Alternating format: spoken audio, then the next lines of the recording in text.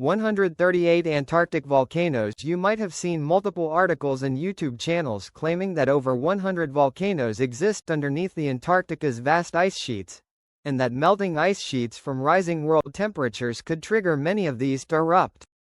While both parts of the overall statement are true, these statements are potentially misleading in my opinion as a geologist. There is a lot of misinformation surrounding this topic, including sadly by some YouTube channels. So, what are the actual facts? All that has been confirmed is that there are at least 3 volcano candidate types, 138 raised points in Antarctica, which fall into one of the 3 following categories from most common to least common.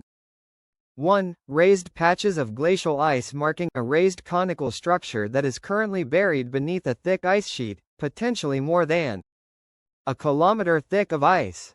Each instance could represent a volcano, or it might just be a natural mountain. And, if it was to be a volcano, it could be quite old, potentially as much as 15 million years old. I suspect that the vast majority of the peaks that fall in this category are long extinct and will never erupt again, but we really don't know due to a lack of an ability to physically see rocks from such deeply buried mountains. 2. Areas of youngish-looking volcanic rocks protruding from the landscape and volcanoes which have been dated but returned a Pleistocene age as their youngest igneous rocks.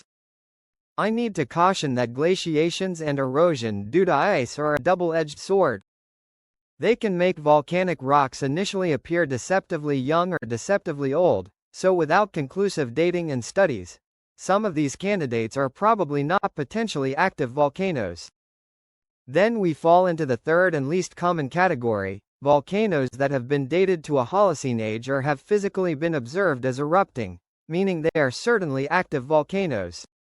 Thus, of these approximately 138 candidates, only 19 so far would fall in the active volcano or potentially active volcano category, including one which is erupting right now, with that being Mount Erebus. So, why exactly might the decreasing thickness of ice sheets in Antarctica cause some of its volcanoes to erupt at a higher rate? The answer: increased eruptions involves both an increase in decompression melting and an increased ability for dike propagation to occur in an underlying magma chamber. When large masses of ice grow on top of a region with a volcano, and I am talking in the range of 1 kilometer or more thick, this presence pushes down rock beneath it. This process makes it take a higher amount of pressure to be reached before a magma dike can start forming via breaking overlying rock than if the ice had not been there in the first place. In addition, the removal or thinning of glaciers causes the crust which is floating on the mantle like a sponge to rebound upwards, causing decompression melting to occur, which generates larger volumes of magma.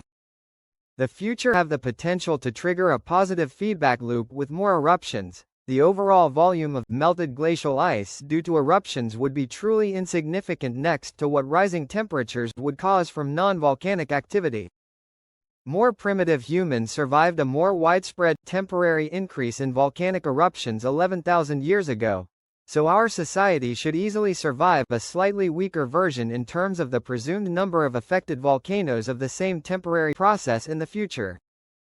And this on my part assumes a high estimate for number of hidden Antarctic active volcanoes alongside another high estimate suggesting each of these volcanoes would erupt half as much yearly as Kilauea does today.